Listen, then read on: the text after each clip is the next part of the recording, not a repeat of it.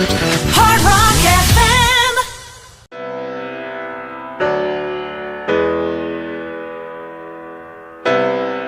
Soal ada keluarga yang terlibat, ada nama Abdurrahman Baswedan, kakek yang langsung yang merupakan pejuang juga.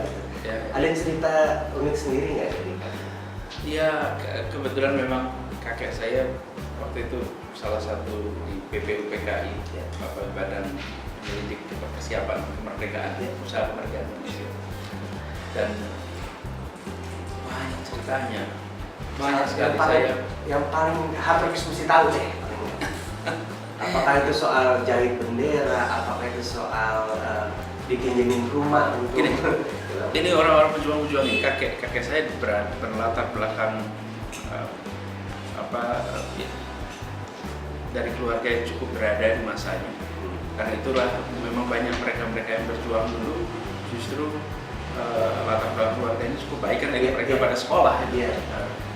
Lalu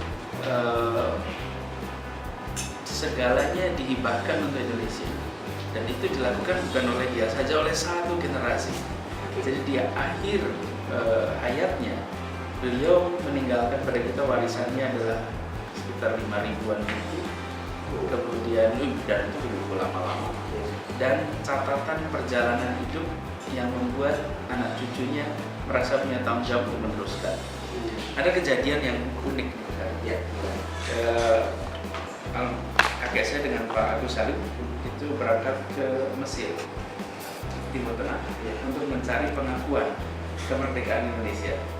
Jadi ini setelah jadi Indonesia merdeka, kemudian kita kan tidak diakui oleh mana-mana. iya. Sementara yang namanya kemerdekaan itu persyaratannya salah satunya diakui oleh dunia internasional, betul. Jadi kakek itu dengan Pak Agus Salim dan beberapa orang berangkat ke Timur Tengah melobi negara-negara di sana untuk mau mengakui. Dan akhirnya negara pertama yang mengakui Indonesia adalah Mesir. Mesir adalah negara pertama yang mengakui Indonesia. Begitu surat itu ditandatangani oleh Perdana Menteri kalau tidak salah di Mesir, lalu kakek saya diputuskan untuk dia pulang. Yang lainnya masih ke negara-negara lanjut lagi karena surat ini diperlukan untuk legitimasi di Indonesia. Waktu itu di Jogja masih dulu kotanya.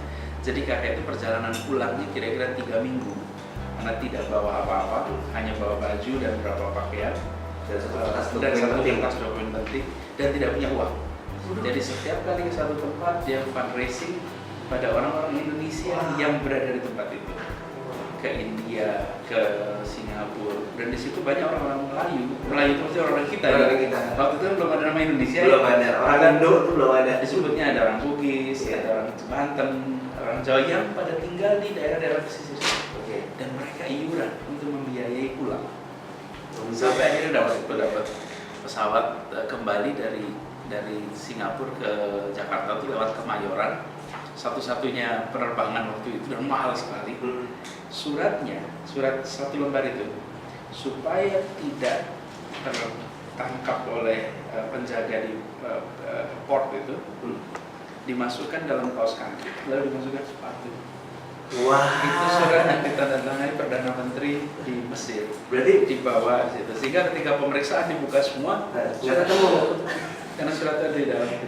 Ini penyelundupan yang baik sebenarnya. Padahal kalau bicara posisi waktu itu dia posisinya adalah Menteri Muda Penerangan ketika membawa surat itu bicara sendirian. Tapi karena belum diakui negaranya, belum terakui sama negara lain, makanya. Nah itu semua kalau kita lihat, kebetulan saya karena kita ingat kakek, saya rasa semua kita punya itu cerita tentang. Makanya saya katakan dari di generasi kakek kita rasanya semuanya pada ikut kok. Cuman ada yang menceritakan, ada yang tidak. Kalau itu diceritakan itu di pengalamannya. Jadi menarik ya. Ini berarti emang benar-benar yang namanya almarhum Abdurrahman Baswedan ini menginjakan kakinya sejarah Indonesia. Ke kertas itu soalnya. Nah, itu baru negara merdeka perlu pengakuan dari negara lain. Kalau orang jadian kan nggak perlu pengakuan dari orang lain ya, nggak perlu sebab kasih tahu ibu udah jadian segala macam, nggak perlu. Tapi habis ini terus kita balik lagi, masih banyak pertanyaan yang akan kita tanyakan ke Mas Anies. Jangan kemana-mana, kita